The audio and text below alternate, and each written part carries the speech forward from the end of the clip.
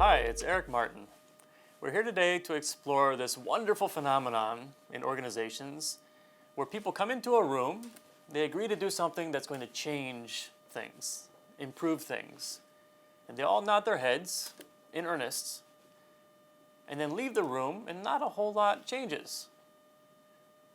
I call this the head nodding phenomenon, and I'm sure you've seen it as I have all over the place.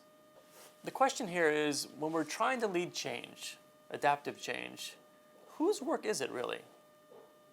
Oftentimes, the hope is that the person who initiated the change, the person who is most excited by it, is the person who will actually do the work. But as we know, people tend not to own what they don't create. People tend not to buy into initiatives unless they've been deeply involved in both conceiving them but also implementing them. So this question of whose work is it is critical to moving from planning to action. The idea that when we come together as a group to decide on something, the leadership work, the adaptive work, often is about what happens outside the room. So while it's really important to bring people into a room and create safe space, to foster best practice sharing, to build relationship, develop insight, this is all really important stuff. The question becomes, how do you help people cross the boundaries of that safe space back into the real world? The agencies, the communities, the funders that they came from. So what we want to think about when you pull people into a room is not just the case for change or the value proposition. That has to be solid, don't get me wrong. You have to be very clear what the value proposition is for change and have data, maybe a slick PowerPoint presentation to back it up. The challenge becomes that people often approach change as if it's just a sales job. If we just had the right data, if we just had the right logic, the right argument, that the rest of the change process would happen. And I'm sure you've seen, as have I, that often isn't the case. In fact, when you present data or change to people that contradicts their assumptions, their beliefs, their values, it often makes them more resistant to change than to begin with. So we want to begin with an assumption that making the case alone isn't sufficient, that what's required is to create a mobilization strategy with each other that takes into account the values, the loyalties, and the losses at risk for each of the folks around the table and the people that they're working on behalf of. So let's think a little bit about what do we mean by values, loyalties, and losses. Well, a value, one way to think about what a value is and how to figure out what people value is to look at their behavior. Now, people espouse many values. People espouse very noble values. Personally, I'm very committed to climate change, but I've done nothing on behalf of climate change in the last 3 months. So that kind of tells you what I value. So I want you to watch how people behave. How do they spend their time and resources? What kind of programs and services do they fund or become involved in or get excited about? These tend to be the things that they value. And the point here with adaptive work is that that value that they hold for the espoused change may be number 17 on the list. And most of the time, if it's not in the top 3 to 5, it's not going to get acted on.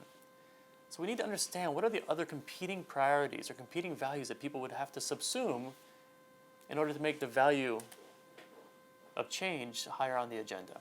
It's tough work, it's adaptive work, but it's also what leads to more sustainable change down the road. A second thing to think about, other than values, are loyalties. Now, oftentimes when we explain a change to somebody and they resist us, we think that they don't get it. And so we explain it louder. The problem often isn't that they don't get it. It's that they get it perfectly and they just don't like it. They don't like it because it affects people that are important to them.